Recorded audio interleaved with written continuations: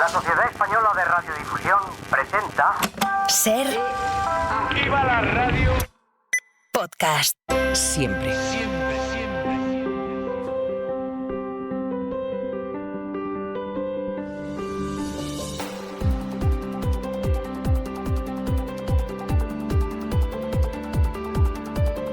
Soy Esther Sánchez. Soy David Botello y esto es La Historia en Ruta. Caminante de la historia. Antes de ser la ciudad que nunca duerme, Manhattan fue un sueño a medio construir. En 2025, Nueva York celebra su cuarto centenario. Hace 4 siglos, los neerlandeses desembarcaron en una isla de bosques y ríos, trajeron sus ganas de quedárselo todo y fundaron Nueva Ámsterdam, una colonia caótica, mal defendida y peor gestionada. Lidiaron con los indígenas como buenamente pudieron, compraron Manhattan por un puñado de baratijas y se hicieron de oro comerciando con pieles de castor. Hoy recorremos los lugares donde empezó a forjarse la leyenda de Manhattan, calles que desafían la cuadrícula perfecta, iglesias donde descansan fantasmas con patas de palo, muros que no servían para nada, barrios de nombres impronunciables y tabernas donde se cerraban los tratos con un chupito de ron barato. Aquí las leyendas conviven con los rascacielos y el pasado sigue colándose como un eco entre el ruido de los taxis amarillos, los atascos y los turistas, porque Nueva York no nació grande, se hizo grande a base de malas ideas, mucho descaro y un talento innato para reinventarse. Hoy vuelve Ainara Ariztoy de la Asociación Funerarte. ¡Qué programón, qué programón! Bueno, lo que viene. Pues sí, se sube a la historia con nosotros Frank Blanco, presentador de radio y televisión con un currículum espectacular. Bueno. Crónicas marcianas, los debates de Gran Hermano, zapeando, tardear. Pero Lo bueno. mismo te desglosa la actualidad con humor que te lleva de la mano por la tele más loca. Ole. Es autor de Sobrevivir a los 40 o Padre con un par. Tiene más desparpajo que un saxofón en Broadway y es un maestro del arte de contar historias con la misma chispa, el ritmo y el buen rollo que tiene Manhattan. Muy buena, Ole, Frank. ¿Qué ole, presentación? Frank. Te ha faltado Ay, decir bueno. que también te puedo cantar. Bueno. New York, New York. Con esto ya Madre me ganas mía, de qué todo. Estoy tan emocionado de estar en vuestro programa y de que nos vayamos a New York. ¿Te imaginas? Es que es una maravilla Es que es esta ciudad, maravilla. Es que no te la acabas nunca. No te acabas nunca. No es que no duerma la ciudad, como dice la canción de Sinatra, es que no te la acabas. No duermes tú de los nervios de ver todo. Efectivamente, estás excitado continuamente, Continuamente. en todos los sentidos. A mí me gusta Entonces- decir siempre que es como un parque temático de mayores, ¿no? O sea, porque tú vas a Nueva York y ya lo conoces, ¿no? Antes de Pero, y aterrizar. además, a la que llevas un rato, entras como en otra dimensión porque huele a marihuana. Eso es verdad también. En el último puente de la Constitución lo visité de nuevo, intento ir una vez al año y doy fe. Y das Sigue fe, ¿no? oliendo Sigue. a marihuana. Sí, Pues sí, Con lo eso cual, es- al rato es que estás En tan, una nube. estás tan a gusto. Maravilla, New York, feliz. New York. Bueno, pues este es el plan. Una ruta por los orígenes de Manhattan. Si quieres acompañarnos, ¡Súbete a la historia!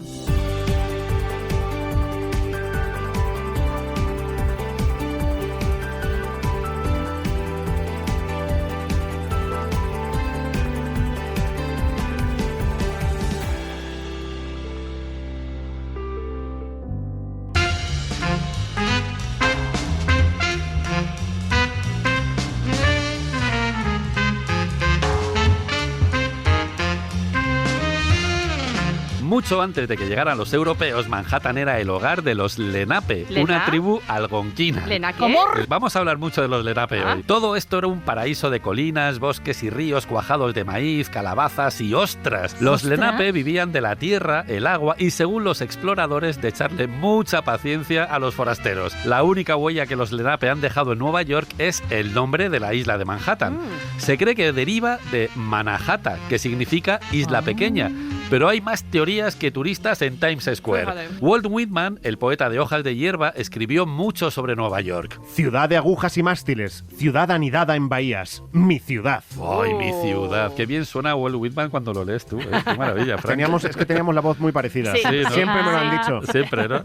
Decía Walt Whitman que Manhattan significa lugar rodeado por numerosas mareas vivas y aguas burbujeantes, todo eso, ¿no? Pero hay más teorías. Isla de las colinas, isla de los canales y mi favorita, el lugar donde nos envenenamos. ¿What? Esta viene de un buen día cuando Henry Hudson, el tío con el río más famoso de la zona, aterrizó en la isla y decidió que la mejor manera de hacer amigos era emborrachar a los locales. De aquella cogorza de campeonato podría venir este nombre que, si no se te atraganta el algonquino, pues oye, tiene cierto sentido. Como los Lenape usaban la madera de la isla para hacer arcos, hay quien dice que el nombre vendría del Delaware Mannahattoo. que podría traducirse como donde hacemos nuestras armas. Así que nada, hay tantas teorías que puedes elegir la que más te guste, porque Manhattan siempre ha tenido mucha imaginación. En la historia en ruta venimos a Battery Park, a los pies de la estatua de un tal Giovanni da Verrazzano. Aquí está el tipo con su toga y con esa pose entre filósofo griego y tipo que espera que le llenen la copa de vino. Sí, muy como bien. diciendo... Sí, fui el primer europeo que vio todo esto. ¿Y qué? Drama, elegancia y postureo. Sobre todo postura. Sobre todo, en tiempos de Carlos V, este Verrazzano, que era un florentino al servicio del rey de Francia, navegaba en busca de un paso que llevara directo hasta las Indias. Pero oye, ¿no lo encontró? ¿No? No. Y al pasar frente a la costa de lo que hoy es Manhattan, vio el puerto natural y pensó... Esto tiene potencial. Eso sí, no se molestó en desembarcar, él lo vio de lejos. Se ve que era, oye, como mucho lío, no había cafeterías a la vista y Claro. que no le venía bien. Nada. Pero eso sí, le escribió una carta al rey francés en la que por primera vez describe en cristiano la bahía, el río y esta isla que hoy llamamos Manhattan. Qué bonito. El descubrimiento de Verrazzano no tuvo consecuencias hasta 80 años después y su vida no terminó bien. Oh. No, porque 4 años después de ser el primer europeo que vio el skyline de Nueva York, que fijaos qué lujo, Verrazzano murió colgado del palo mayor de un barco español. Qué mala suerte Pero qué también, ¿no? pobrecito. Cosa, ¿cómo se muere así? Así empezó la marca España. Así empezó. Huele a pirata también un poco, ¿no? Al ¿Qué palo cosa? mayor. Bueno, hoy conocemos a Verrazzano por el puente que lleva su nombre, famoso por la maratón de Nueva York y por los atascos. Sí. Así que la próxima vez que maldigas el tráfico de Nueva York, vas y te acuerdas de Giovanni, el hombre que pensó por primera vez que este podría ser un buen lugar para poner un puente. Bueno, y que está peor que tú. Tú estás en un atasco y él ya no está. Él ya no está, ¿No? efectivamente.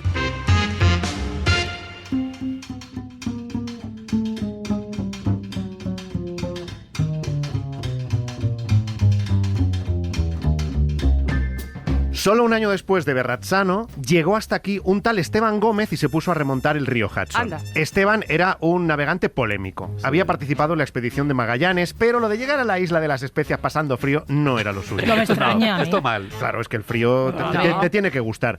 Y en cuanto vio que aquello se alargaba y que no iban a pagarle las horas extras, organizó un motín. Robó uno de los barcos y se largó de vuelta a España. Ala, con un par, claro. Lo que sí. encarcelaron por desertor. Hombre. Pero cuidado, el tío tenía tanta labia que tras el éxito del Cano convenció a Carlos V nada menos de que él podía encontrar el paso del noroeste, mucho más práctico que el estrecho de Magallanes. ¿Dónde Claro va a que parar? Y aquí vino. Zarpó de La Coruña con una carabela y 29 hombres. Y en vez de llegar a China, anduvo dando tumbos por la costa este de Norteamérica, desde Nueva Escocia, en Canadá, hasta Florida. Por el camino paró en Nueva York. Aquí remontó el río Hudson y lo bautizó como San Antonio, igual que la nave que le virló a Magallanes. Está todo conectado. Y se puso a hacer mapas de la zona, pues ahí como un campeón. Claro que sí. Su expedición no encontró el dichoso paso, pero, oye, puso la costa este en el radar cartográfico. Ajá.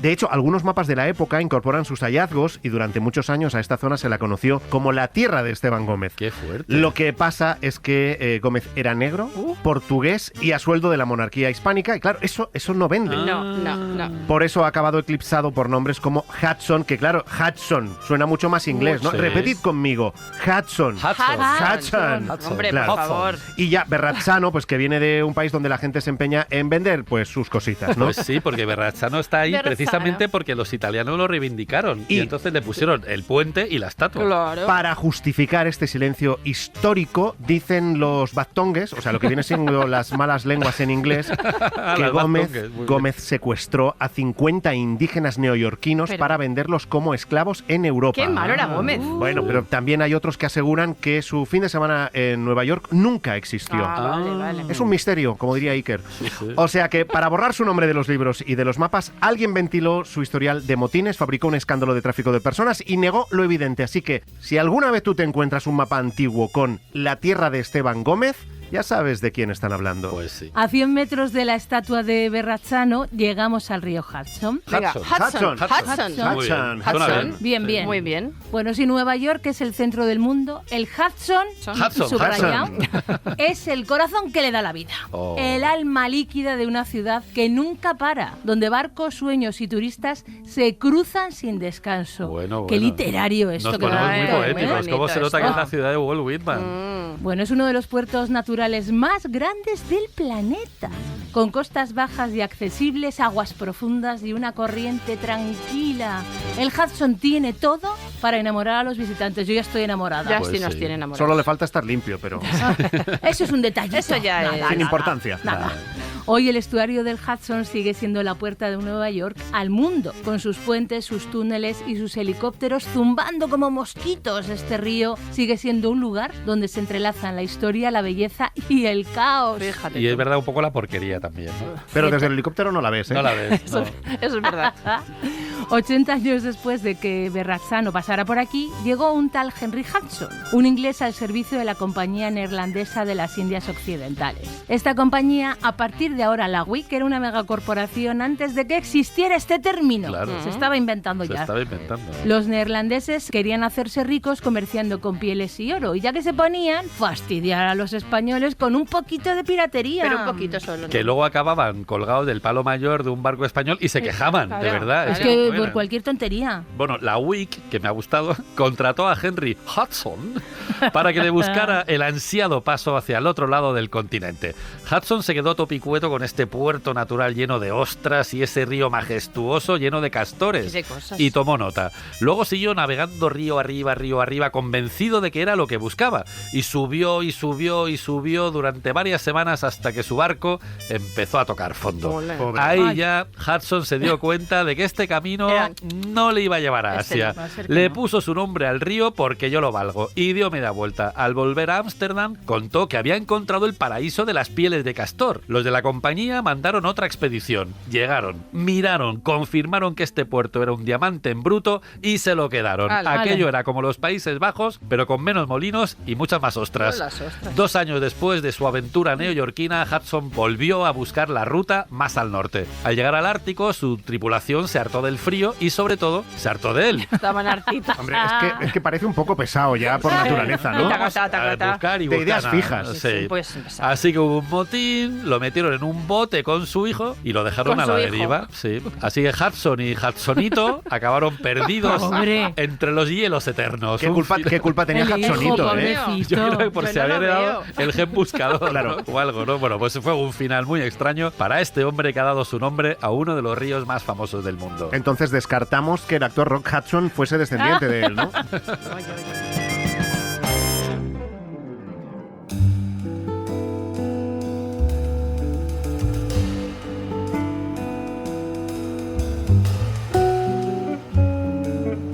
Antes de dejar este río, dejadme que os presente a Adrian Block, un capitán neerlandés que 6 años después de que Hudson se paseara por aquí, se encargó de explorar esta bahía. Todo iba viento en popa hasta que en un aciago día su barco decidió convertirse en una barbacoa flotante. Buah, se quemó a lo bestia. Al a lo bonzo. Totalmente. Block se puso en plan... Aquí no se rinde nadie. Y se quedó ahí a pasar el invierno en Manhattan, sin calefacción central ni delivery, que Nada. es que era un campeón. A pasar hambre. Oye, con 4 palos hizo una choza para enfrentarse al frío, a la mala suerte y a los lenape. Esta chocita que se hizo fue la primera edificación europea en Nueva York y su odisea fue una precuela de Canción de Fuego y Hielo con menos dragones y más nieve en los calcetines. Pues el sí, pobre hombre. El pobre lo pasó mal. Cuando llegó la primavera, Block tiró de resiliencia, se sacó de la manga un barco do it yourself, que lo hizo él, para explorar la región. Descubrió que Manhattan es una isla y trazó los primeros mapas de la zona. Ah. Su trabajo fue un regalo para las expediciones futuras y su experiencia invernal fue el mejor argumento para asentar aquí una colonia. Sin embargo, Manhattan se ha olvidado de Adrian Block, que desagradecido. Qué injusta es la sí, historia a por veces. favor. Totalmente. Bueno, en Nueva York solo hay un cole con su nombre en Queens. Sí, pero en Queens. Buah. No, pero en en Manhattan, Queens.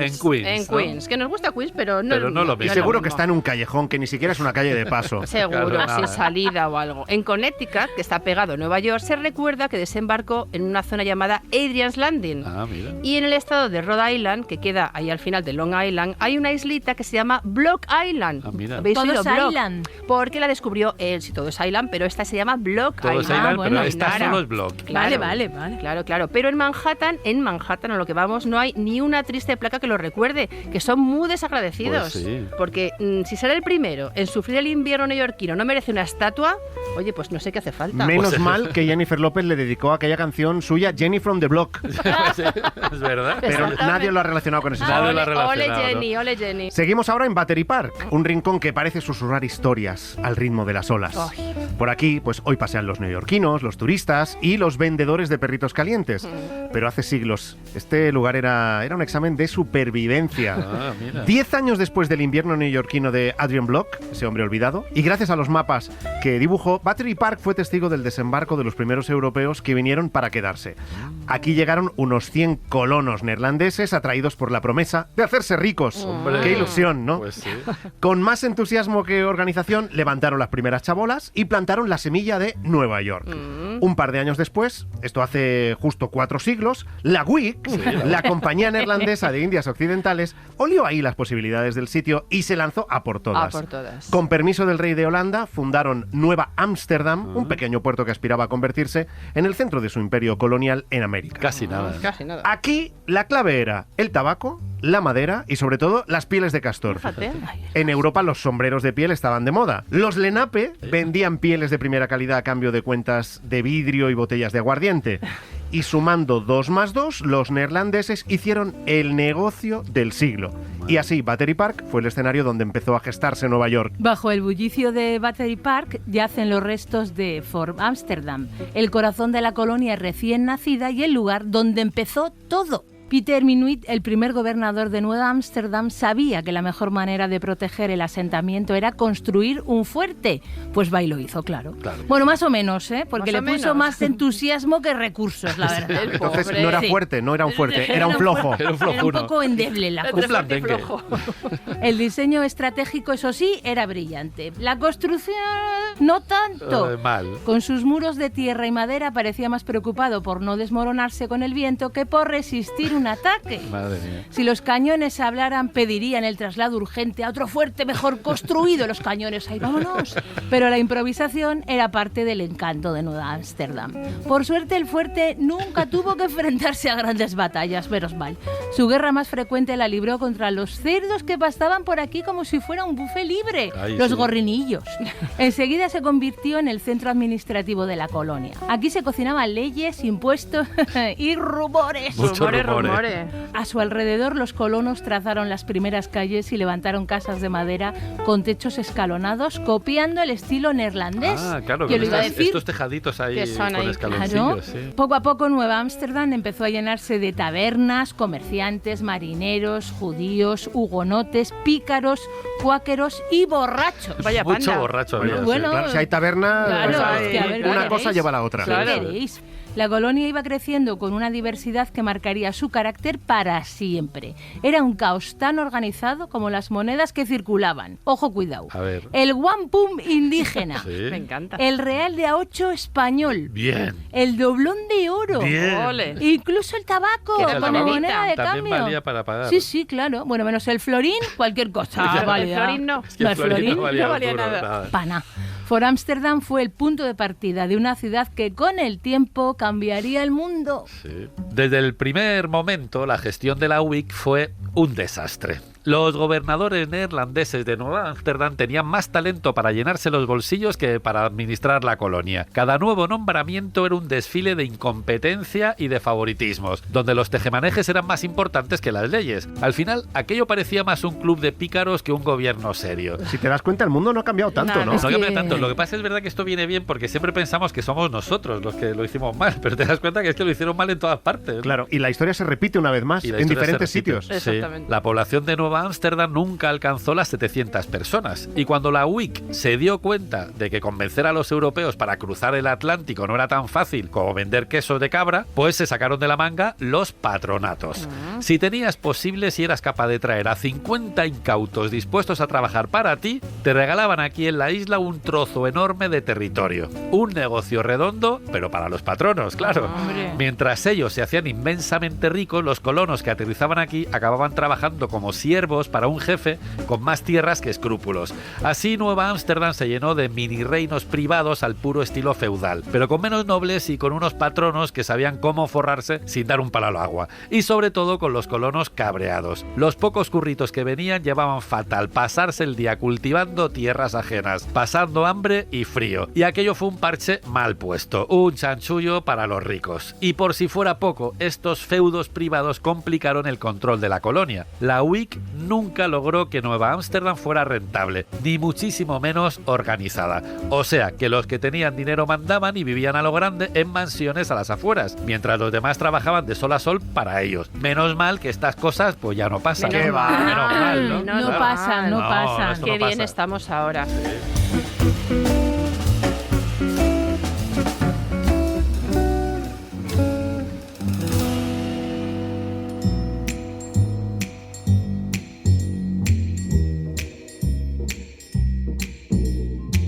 Bueno, entre conflictos con los indígenas, los ingleses amenazando desde el norte, un gobierno que daba pena, la corrupción a manos llenas y unas defensas más flojas que un castillo de arena, Nueva Ámsterdam siempre vivía al borde del colapso. Y aún así, fijaos, logró sobrevivir de milagro casi 40 años, que es que parece Mucho hasta me raro. parece, ¿eh? Hasta que un buen día aparecieron por el horizonte los buques de guerra británicos, con las velas desplegadas y muy malas intenciones. Peter Stuyvesant, el último gobernador, que era un cascarrabias con pata de palo, del que ya volveremos a hablar, reunió a los colonos para pedirles que resistieran. Les dijo a resistir. La respuesta fue unánime. ¡Tururú! ¡Hala, tararí que te vi! Que no. Que déjanos en paz. Que no. Stuyvesant se quedó ojiplático, pero pilló el mensaje y entregó la colonia sin disparar ni un solo tiro, ¿eh? Pero fíjate qué curioso esto, ¿no? Con lo que les ha costado montar Nueva Ámsterdam, llega a los ingleses y ala, para vosotros, ya está. Que me doy. Que no quiero líos. Que nada. Cuidado, porque los ingleses no perdieron el tiempo.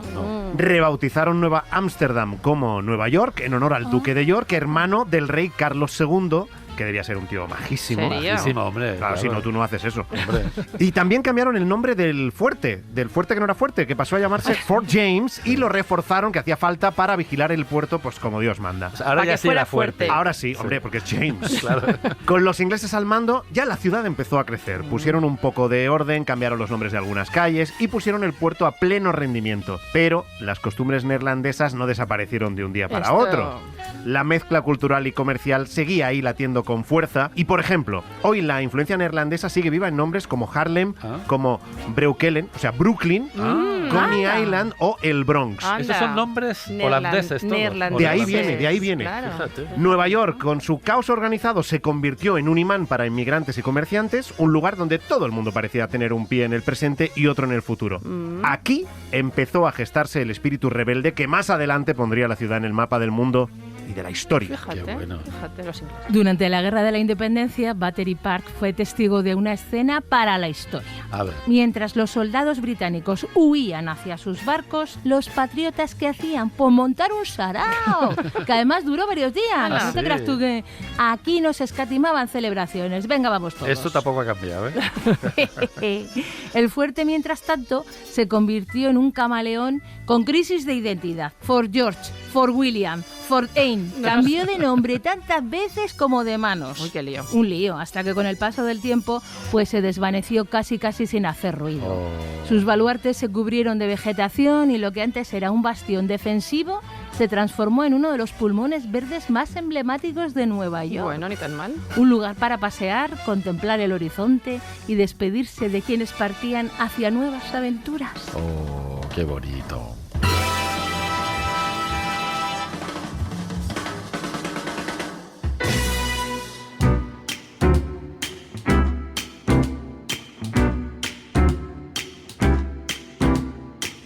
En la historia en ruta venimos a Bowling Green. Este pequeño parque rodeado de rascacielos y brokers frenéticos es el más antiguo de la ciudad. Si Nueva York tiene un alma histórica, Bowling Green es su latido más antiguo. Hoy sigue siendo un oasis que guarda algunos de los secretos más jugosos de Nueva Ámsterdam. En tiempos neerlandeses, Bowling Green era el lugar de reunión favorito de los colonos que venían aquí a jugar a los bolos. De ahí el nombre, Bowling Green. Claro. Y sobre todo venían a beber cerveza sin remordimientos. Porque si algo tenían claro los holandeses es que con unas pintas en la mano todo es mucho más Yo estoy de llevadero. acuerdo un Claro poco, que Las sí. ¿eh? pintas ayudan Tontos mucho. no eran. No. Aquí en Bowling Green fue donde, según la tradición, Peter Minuit, el primer gobernador de Nueva Ámsterdam, cerró el trato del siglo. Compró a los Lenape la isla de Manhattan por unas cuantas baratijas valoradas en unos 60 florines, Madre. unos $24 al cambio. Para los nativos, a ver, la tierra no se compraba, se compartía. Vale. Es que ni siquiera concebían la propiedad privada. Así que lo que firmaron fue una especie de alquiler, un acuerdo simbólico, un permiso para cazar, pescar y comerciar, más que una venta definitiva del terreno. Eso creían. Pero para los neerlandeses aquello fue el chollo inmobiliario del milenio. Claro. Y mientras celebraban la compra embuchando jarras de cerveza, los Lenape los miraban y pensaban, ¿pero esto qué se han fumado? Ya, que se han fumado pero se quedaron sin sus tierras. Así que entre bolos, baratijas y un malentendido cultural en toda regla, nació Nueva Ámsterdam, Ay, aquí madre, en Bowling Green. El lío que les hicieron, ¿eh? Sí. Peter Minuit, el crack del regateo, era un alemán ambicioso con mucho talento para salirse con la suya. Sí, ya lo hemos visto. Me lo habéis visto. Era hijo de una familia protestante que tuvo que largarse a Holanda huyendo de la persecución católica. Católica. Aprendió a cortar diamantes, que esto es una cosa muy útil.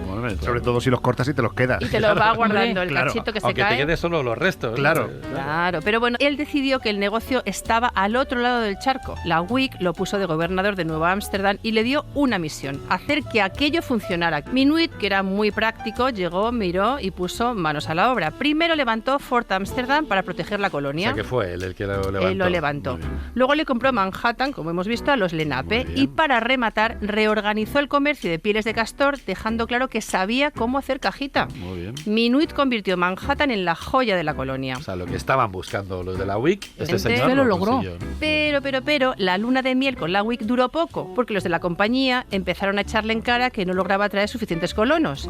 Minuit, que oye, no era de agachar la cabeza, se hartó, la cuerda se tensó y 7 años después de aterrizar en América acabó destituido. Oh. Pobre Minuit. Pobre Pobre Minuit. Qué desagradecidos. Sí. Que son, de verdad. Y aquí viene la revancha, porque ¿qué os creéis? Claro. Minuit, echando pestes de los neerlandeses, se alió con los suecos. ¡No! Se hizo el Sí, sueco sí. él, ¿no? Fundó Nueva Suecia en el río Delaware y demostró que podía montar colonias sin que nadie le ayudara. Pero la vida le jugó su última carta. Mientras llevaba a Europa una flota cargada de tabaco, un huracán del Caribe lo mandó directo al fondo del mar. Ay, qué mala suerte. Y se encontró con Hudson y Hudsonito. De verdad, no ríais. Un final trágico, pero digno de un tipo que compró Manhattan por 4 perras y dejó su huella en la capital del mundo. Pues sí. Los británicos estaban como locos por marcar territorio y dejar claro a los neoyorquinos quién mandaba en el cotarro. Claro. Y plantaron en Bowling Green una estatua ecuestre de Jorge III. Ah, muy bien. Claro. 40 y pico años después, las ideas revolucionarias prendieron en Nueva York como un incendio en un almacén de pólvora. Al oeste. Los indepes, hasta el gorro de británicos, de impuestos y de tiranía, empezaron a organizarse ellos. Eran indepes, pero organizados. Claro que sí. Cuando estalló la Guerra de la Independencia, la ciudad se convirtió en un hervidero de patriotas, espías y un fervor revolucionario digno de un blockbuster. Al oeste. Y la tomaron con el rey. Tiraron la estatua al suelo, la fundieron Oye, y la convirtieron en balas de mosquete. ¡Hala, qué Toma. bueno! Ahí empezó el reciclaje, claro. Ahí está, sí. Es posible que sea la primera y única vez que un rey terminó disparado contra sus propias tropas. No sé. Karma histórico en estado puro. Pero aquí no acabó la cosa. Aquella rabieta dejó otra cicatriz en Bowling Green. Los indepes arrancaron las coronitas reales de la verja de hierro forjado que rodea el parque. Ah, Y aquí siguen las cicatrices, como diciendo, aquí los americanos hicieron su revolución. toma ya. Fíjate. Ahora que Jorge III ya no está, el nuevo rey de Bowling Green es el Charging Bull, el bicho de bronce más famoso del planeta. Un imán para los selfies. Pesa 3.200 kilos. Que lo sabes Madre tú, mía. ¿no? Que lo has Sí, levantado. es que yo soy vasca, acordaros. Claro. Y está aquí a puntito de embestir desde la crisis bursátil de los años 80. Qué historión, ¿eh? Bueno, su historia empezó como un acto de arte guerrillero que puso Wall Street patas arriba. Arturo Di Modica, un escultor siciliano, decidió que Wall Street necesitaba un empujón de moral. Claro. Así que creó este toro gigantesco, símbolo del optimismo financiero. Y una noche convenció a sus colegas de que le ayudaran a cargar la escultura en un camión, a vigilar que no pasara la policía y a plantar el animalito a escondidas frente a la bolsa de Nueva York como quien aparca una vespa, O sea, oye. aquí se trajeron el toro de Los 3.200 kilos a la vez. Sus Pero- colegas eran los del gimnasio, ¿no? Ya te digo, Vamos. madre. Eran vascos también. También, ¿no? Sí, Madre todos, mía. todos. Bueno, al alcalde no le hizo ni pizca de gracia y multó a Di Modica, pero los neoyorquinos lo adoptaron del tirón. Anda. Aquel toro, símbolo de fuerza, poder y recuperación, era justo lo que necesitaba la ciudad. La prensa se hizo eco y la ciudad decidió indultar al toro y traérselo a Bowling Green. Desde entonces, el toro de Wall Street es un talismán financiero y una atracción turística. Los supersticiosos aseguran que tocarle el morro, los cuernos o las partes bajas Sobre todo, trae buena suerte en los negocios. Mira qué bien. Vamos a tocar. El pobre toro recibe más sobeteos que un billete de dólar, oye. Bueno, si Di Modica quería dejar huella, pues lo consiguió. Pues sí. El Charging Bull nos recuerda que en Wall Street, como en la vida, a veces hay que ir a lo bruto para abrirse camino. Por la vía directa. Si no,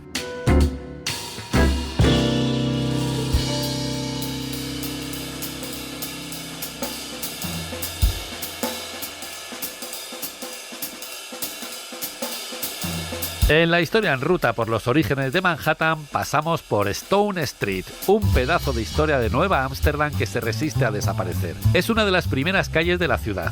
Como estaba en un terraplén, los neerlandeses la llamaban Hoogstraat o algo así, ¿no? La calle alta, aunque de alta tenía lo justito. La conectaba Brouwersstraat, que se llamaba así porque aquí estuvo una de las primeras cervecerías comerciales de América. Sí, aquí ya se venía más a brindar que a ver el paisaje desde las alturas, Ya, desde luego, ya ¿no? no. Los vecinos de estas dos calles estaban hartos del barro y sobre todo del estiércol de los caballos, que esto es un movidón en el que no nos vamos a meter, pero vamos, investigad. Hasta que un buen día dijeron basta, se rascaron el bolsillo y la pavimentaron. Así se convirtió en la primera calle adoquinada de Manhattan y aquí sigue.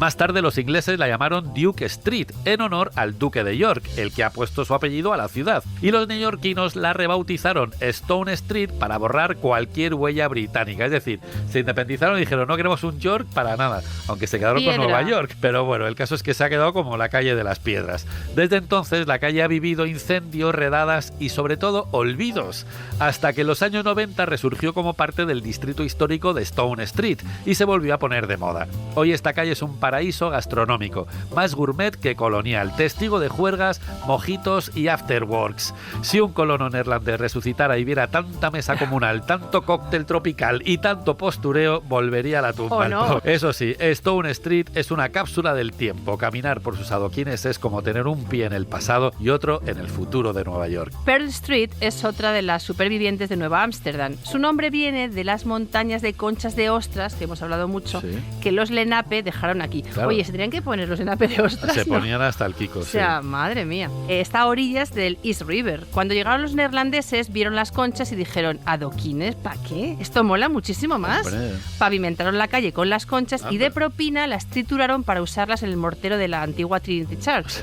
Fíjate. Todo lo aprovechan, ¿eh? Concha como material de construcción. Material de Qué construcción. loco Qué todo. bueno. Sí, sí. Manhattan empezó a levantarse sobre ostras. Bueno. Literalmente, porque aquí sobraban ostras. Se comían ostras como si no hubiera un mañana. Y las ostras eran un negocio redondo, porque en Europa los ricos pagaban pues una pasta por ellas. Esto no ha cambiado mucho. Esto no la ha verdad. cambiado. Sí, sí. Maravilla. Pearl Street se convirtió en el corazón del comercio de Nueva Ámsterdam. De aquí salían y llegaban barcos cargados de pieles de castor, especies exóticas, barriles de ron y chismes europeos. Mucho. Que esto Un gustaba chisme mucho. que nos Esto es lo que gusta. gusta. Sí, Sí. Así que aquí entre almacenes, tabernas y talleres, los negocios se cerraban con un trago en la mano y promesas que duraban, pues lo que dura una resaca. Si las conchas de Pearl Street hablaran, lo harían apestando a ron barato, ¿eh? Pues sí. Bueno, aquí en Pearl Street estaban las mansiones de los comerciantes más influyentes y aquí estuvo el primer ayuntamiento de Nueva York, fijaos. Una buena calle. En tiempos indepes albergó las primeras imprentas y se convirtió en el altavoz de Nueva York. Qué bueno. Hoy, atrapada entre rascacielos, Pearl Street parece una calle más del distrito financiero. Pero oye, si cierras los ojos, todavía puedes notar el crujir de las conchas bajo los pies. Una pasada, ¿eh? Qué Suena- bonito. Suena- He cerrado los ojos y sí, ¿eh? Se nota. Es así, así, tal cual.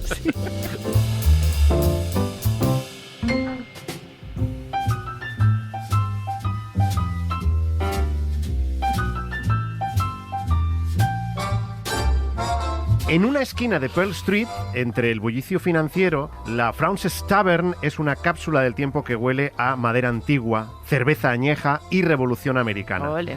Con su fachada de ladrillo rojo, este edificio es el más antiguo de Nueva York. Y no solo es una taberna, es el escenario donde se mezclan borracheras antológicas, intrigas patrióticas y despedidas épicas.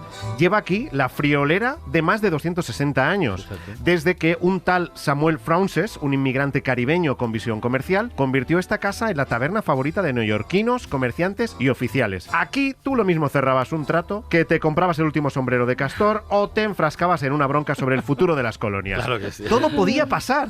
Lo que no sabían los británicos que brindaban aquí es que el señor Frances era ¡un espía! ¿Qué dices? ¿Cómo Oh my God. Frances? Sí, mientras ellos se emborrachaban, él tomaba nota. Mírale. Era un James Bond colonial Vale. con delantal y también el oído muy fino. Pero Pues sí. bueno. Y el momento estelar de la Frances Tavern llegó cuando George Washington, flamante vencedor de la Guerra de la Independencia, quedó aquí con sus tropas para despedirse de ellas. Hay que imaginárselo. A ver. De pie, carismático, subido a una mesa. Copas en alto, ¿no? y soltando ahí un brindis legendario mientras sus oficiales intentan disimular la lagrimita delante del jefe. Aquel discurso fue tan épico que convirtió Manhattan en el símbolo del futuro de los Estados Unidos. Mía, emoción. Y ahí sigue. La Fraunces Tavern ha sobrevivido a incendios, reformas y cambios de mano. A principios del siglo XX la compraron los hijos de la Revolución, un club exclusivo de patriotas nostálgicos y guardianes de la historia americana que convirtieron el edificio en un museo vivo. En el primer piso puedes ver muebles, banderas y reliquias que cuentan la historia de Nueva York. Y a pie de calle, en la taberna, aún puedes comerte un buen asado, beberte una pinta artesanal y respirar historia. Pues sí. ¿Os dais cuenta que donde hay cerveza hay historia? Hay historia, siempre. Lo único que ha cambiado es que ahora, en lugar de espías, pues lo más peligroso que te puedes encontrar es algún yuppie robándote el wifi. Llevad cuidado, be careful. Pues Be careful, siempre, always. Remontando la calle Pearl, llegamos hasta Wall Street. Una calle que es sinónimo de poder, de dinero y de tipos en trajes impecables gritando ¡Compro! ¡Vendo! ¡Compro! Bueno, hace siglos esta calle era mucho menos glamurosa. Era un camino embarrado con casas de madera a un lado y al otro una empalizada. Se construyó por orden de Peter Stuyvesant. Hemos hablado antes de él, ¿os acordáis? Sí. El último gobernador neerlandés, el cascarrabias de la pata de palo. Sí.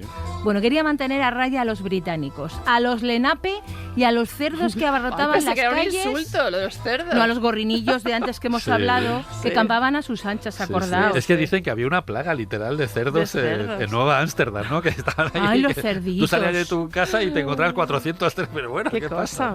Bueno, os voy a hacer un spoiler. Venga. Todos siguieron entrando y saliendo cuando les daba la gana. Ah, sí, o sea, Wall Street tampoco valía No, para nada. no. Esta muralla nunca tuvo la intención de convertirse en una metáfora del capitalismo global. Pues no, claro. Pero casi desde el principio aquí se compraba y se vendía de todo. Lotes de tierra, pieles de castor o tristemente personas esclavizadas. Esto mal. Terrible. El muro que da nombre a Wall Street desapareció en tiempos británicos. Lo único que se conserva de aquellos tiempos neerlandeses son los adoquines. Ah, fíjate. Nada más. Eso se conserva, bueno. Pues nada, vamos a parar un momentito delante del Federal Hall y de la ¡Hol! Se ha quedado Es que chiquitis. vino chiquito a fundar. Y con Hall. Federal Hall. Y bueno, pues también hay aquí una estatua monumental de George Washington. Aquí estuvo el segundo ayuntamiento de Nueva York. El primero ya vimos que estuvo en Pearl Street. Aquí se celebró la primera reunión del Congreso de los Estados Unidos. Y aquí fue donde Washington, con la peluca recién peinada, juró el cargo como primer presidente de la nueva nación surgida de la Guerra de Independencia. A 40 metros escasos está la New York Stock Exchange, la bolsa más grande del mundo, o sea, la bolsa que todos tenemos en la cabeza. Aunque la fama se la lleva a Wall Street, esto está en Broad Street. Nació cuando 24 corredores firmaron aquí, bajo un sicomoro, el acuerdo de Bretton Woods, que intentaba regular el caos del mercado financiero.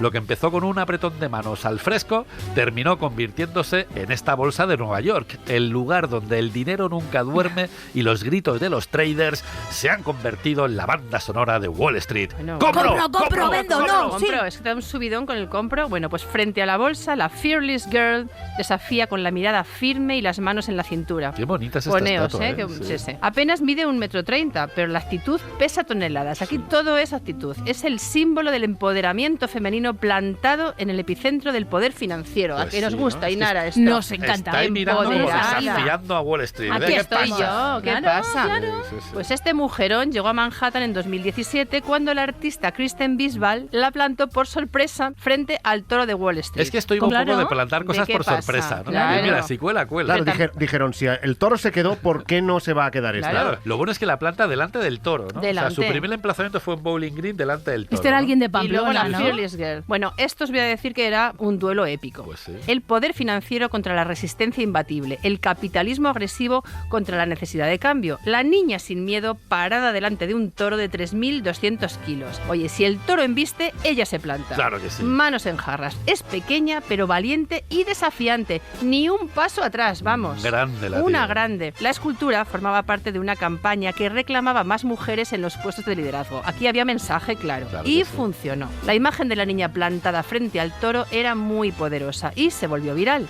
Manhattan adoptó a la Fearless Girl como un símbolo de resistencia. Y es espectacular ver a esa niña pequeñita delante de ese pedazo Frente de al toro. toro. Sí. El jaleo, como siempre, pues no tardó en llegar. Claro. Arturo Di Modica, el creador del toro, se cabreó como una Anda, mona no. y dijo que esta niña desvirtuaba su obra, Ah, claro. que el toro simboliza el optimismo y la recuperación, y esta niña lo convertía en una amenaza. Al toro, la niña al toro. Claro, que tiene razón, Se cargaba su ¿no? mensaje, efectivamente. Bueno, al final se la trajeron aquí, frente a la bolsa, Sí. y hoy aquí sigue, plantando cara a quien haga falta la niña, para recordarnos que el tamaño no importa. Que aunque seas pequeña y lleves trenzas, tú puedes desafiar a los tiburones de Wall Street o a lo que haga falta, porque el cambio empieza con un gesto firme. Claro que sí. Hombre, ya. Brazos en jarra. Claro.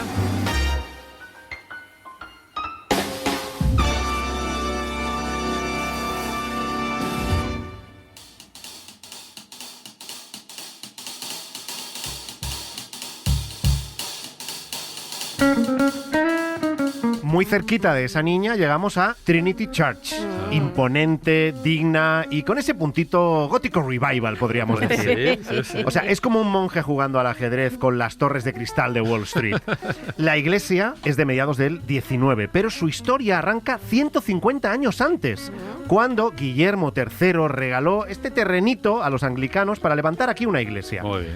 Lo que pasa es que la primera se quemó durante el gran incendio de Nueva York. Mala suerte. Luego la segunda no pasó la ITV. Era un poco como aquel fuerte que no era fuerte, ¿no? Que estaba tan mal hecha que hubo que tirarla. Y bueno, ya la tercera fue la vencida. Qué bueno. Por aquí pasaron ingleses con uniforme de gala, petimetres de pelucas empolvadas y señoras de postín con sus esclavos llevándole el bolso. Lo que se llevaba en la época. Efectivamente. Bueno, en su época dorada, Trinity acumuló tierras y riquezas como si no hubiera un mañana. De hecho, llegó a ser la iglesia más rica de Estados Unidos, propietaria de medio Manhattan y casi todo Greenwich Village. Fíjate, ¿eh? La iglesia, que en aquellos momentos tenía mucho más poder, Pues Hombre. sí. tenía tantas propiedades que los neoyorquinos decían que Dios cobraba alquiler. O que tenía más propiedades que los dioses del Olimpo. Por ahí va la cosa. Sí, sí. Su torre de arenisca de 86 metros fue el edificio más alto de Nueva York. Dominaba el horizonte y servía como faro improvisado para los barcos que llegaban a Manhattan. Hoy ya mira al cielo rodeada de rascacielos como si recordara con nostalgia aquellos días en que era la jefa del skyline. Ya jefa no es. Ya no, ya la pobre está ahí perdida. Bonita ¿no? sí, bonita sí. Lo mejor de la iglesia de la Trinidad es su cementerio. Hombre, ya estábamos tardando Bien. en sacar un cementerio. Unos muertis. Entre las lápidas cubiertas de musgo descansan personajazos de la historia estadounidense. Aquí descansa, por ejemplo, Robert Fulton, pionero de la navegación a vapor. El tipo que puso a los barcos a echar humo y demostró que el río Hudson no solo era para remar. William Bradford también está aquí descansando, un señor que supo convertir los chismes coloniales en noticias y fundió el primer periódico de Nueva York. Y Albert Gallatin, otro cerebro financiero que cuadró las cuentas de Estados Unidos y fundó la New York University. Ah, Muy mira, bien. o sea, que bien. mira, Bueno, la gente. pero vamos con el rey de la colina, Alexander Hamilton. Alexander Hamilton. Hamilton, sabía que Alexander le ibas a decir. Hamilton. El primer secretario del Tesoro y estrella indiscutible, gracias al musical de Lin-Manuel Miranda, que lo ha petado en Broadway. Sí, sí, sí, es Maravilla, una maravilla Hamilton. este musical. Bueno, ahora hordas de fans llegan con flores y monedas, como si esperaran que les cantara un rap improvisado desde el más allá, en plan, no voy a desaprovechar mi oportunidad. I'm not throwing away my shot. shot. ¿Nos parece bien? My shot, es como Sí, my sí. shot. Por cierto, que en los extras vamos a hablar del duelo que acabó con la vida de Hamilton.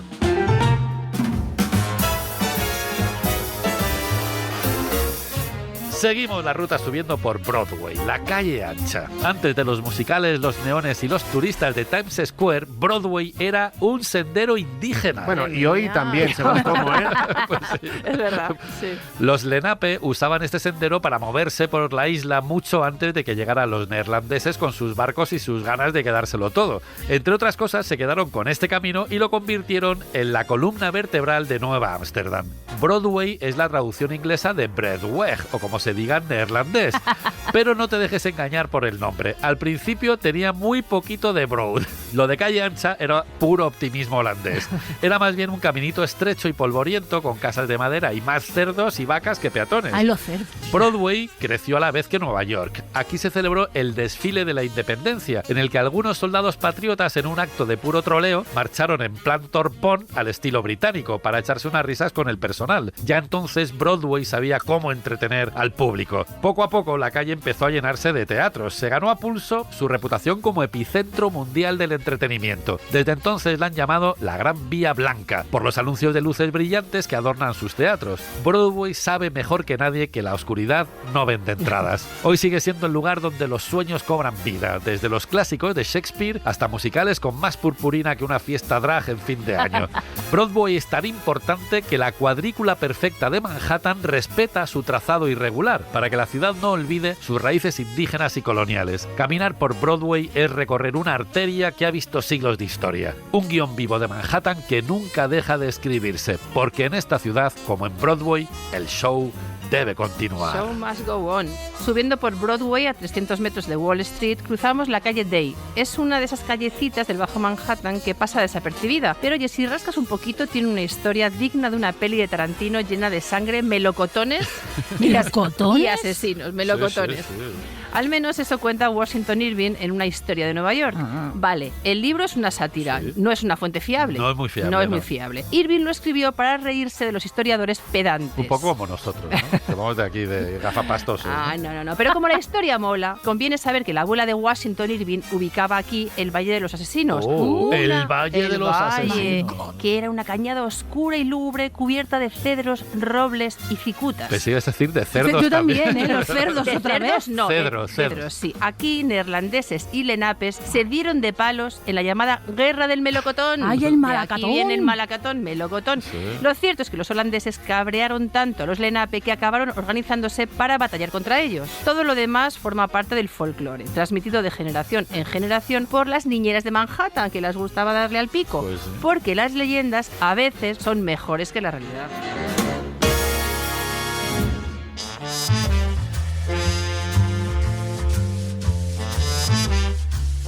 En pleno distrito financiero, entre el ruido frenético de la ciudad, encontramos el African Burial Ground National Monument. ¿Qué es esto? Bueno, es Ainara? el monumento nacional al cementerio africano. Claro. Un rincón solemne que guarda uno de los capítulos más oscuros y olvidados de la historia de Manhattan. Cuando Peter Stuyvesant, el último gobernador neerlandés, se quedó sin mano de obra, se fijó en la floreciente economía azucarera del Caribe. ¿Y qué hizo? Empezó a traer personas esclavizadas de África. Qué majo. En poco tiempo, el 20% de la población de Nueva Ámsterdam eran personas secuestradas, De verdad. privadas de libertad y obligadas a trabajar en condiciones brutales. Madre mía. La ciudad prosperaba y ellos pagaban el precio. Ni siquiera tuvieron suerte al morir. Ojo, se prohibió que los enterraran dentro de los límites de la ciudad. ¿Qué hicieron? Pues abrir una fosa común para enterrarlos a las afueras, más allá del muro de Wall Street, siguiendo el camino de Broadway en lo que hoy es Reedy Street.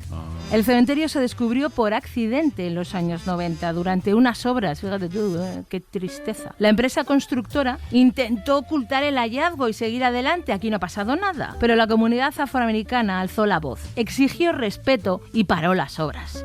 Durante las excavaciones se encontraron más de 15.000 cuerpos. Los habían enterrado con cuentas de vidrio, amuletos y otros objetos funerarios. Ay, qué penita, ¿eh? Eran pequeños símbolos de resistencia espiritual y también cultural. Las tradiciones africanas seguían vivas, incluso en la esclavitud. La lucha de la comunidad afroamericana consiguió que se reconociera el lugar como monumento nacional. Un memorial de líneas curvas y materiales oscuros honra a quienes encontraron aquí su último refugio. Caminar por este espacio es un ejercicio de memoria en una ciudad que tiende a olvidar. El cementerio africano nos recuerda a las personas esclavizadas. No tuvieron voz, no tuvieron libertad, pero dejaron una huella fundamental para entender Manhattan. En la historia en ruta, remontando la calle Bowery, llegamos al East Village. Es un barrio vibrante, es famoso por su historia contracultural, su vida nocturna y su espíritu bohemio, además de salir en Sexo en Nueva York. Es verdad. Aquí encontramos Stuyvesant Street. En una ciudad obsesionada con las líneas rectas, esta calle se niega a seguir las normas, pues como el amigo aquel. Pues sí, claro. Pequeña, serpenteante, llena de encanto, pues es otro vestigio del trazado original de Nueva Ámsterdam. Un milagro histórico que ha sobrevivido al caos urbanístico de Manhattan. Qué maravilla, ¿eh? La calle lleva el nombre de nuestro viejo conocido Peter Stuyvesant. Qué bien pronuncia Frank también. Ese último odiosísimo, odioso gobernador de Nueva Ámsterdam, un tipo tan autoritario como eficiente. Un perro viejo, siempre de luto y con pata de palo, cortesía de un cañonazo español. Español. Muy español. Ole, ole. Es que los españoles ya sabíamos lo que hacíamos antaño. Hemos dejado huella en Nueva York En todas también, partes. Stuyvesant llegó con ganas de poner orden, ya lo hemos contado, construyó mercados, reparó el fuerte, excavó el canal que da nombre a Canal Street y levantó un puerto comercial. Fíjate. Como era un tipo severo y riguroso, con ese carácter, ordenó cerrar las tabernas por la noche. Qué mal. Os digo Muy yo que se mal merecía esto. más cañonazos. Sí. Entonces organiza patrullas nocturnas y acabó con las juergas y con cualquier cosa que le pareciera indecorosa. Fíjate. Eso sí, su sentido de la moral no le impidió lucrarse con el tráfico de personas esclavizadas. Anda, Porque anda. para el viejo Peter, la ética también tenía su precio, Claro. el muy hijo de la esta De gran Peter. De gran- sí. Eso. El precio. Al cascarrabias gobernador neerlandés le debemos el origen de Bowery, el camino que conectaba su granja a las afueras, Bowery en neerlandés, con el resto de la colonia. Su finca era tan grande que ocupaba medio East Village. Los vecinos sospechaban que Peter ampliaba sus terrenitos echándole el mismo morro que un influencer que se cuela a la zona VIP de un festival. Porque sí, porque yo lo valgo, porque los cañones a mi persona y porque nadie se atreve a ¿Y qué toserle. hacía? ¿Movía así Así los iba límites? empujando Iba ahí. Anda, empujando. mira, uy, pues ahora tiene más sacres un que poquito nadie, ¿no? más. Stuyvesant Street era el camino privado que iba desde Bowery hasta su casa. Hoy, en una de las fachadas se conserva un antiguo marcador de propiedad que es un recordatorio de los límites originales de la granja, para que no olvidemos quién mandaba aquí. En esta misma calle, a la altura de la calle 10, se alza St. Mark's in the Bowery, una iglesia construida sobre la antigua capilla privada de la granja de Stuyvesant. Sus descendientes vendieron el terreno a la iglesia episcopaliana por $1. $1, ni la rebaja Vamos. del Black Friday. Oiga, esto es un chollo, vamos, absoluto. Stuyvesant sigue enterrado aquí, en la Anda. cripta.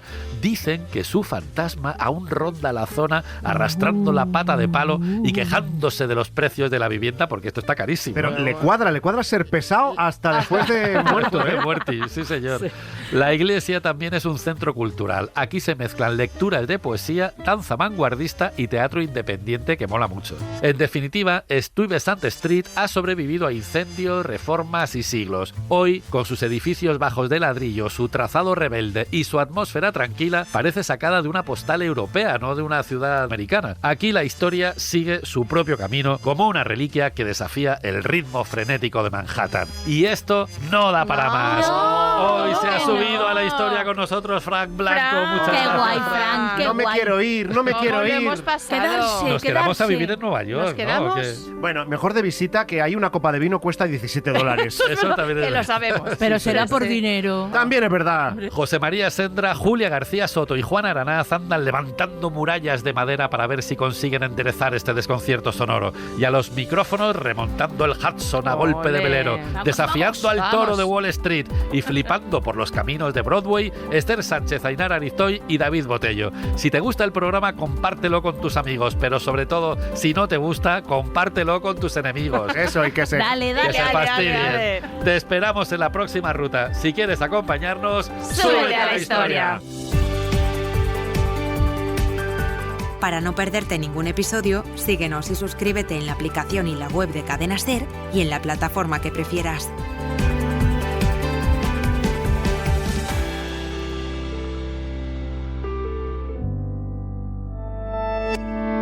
Cadena SER.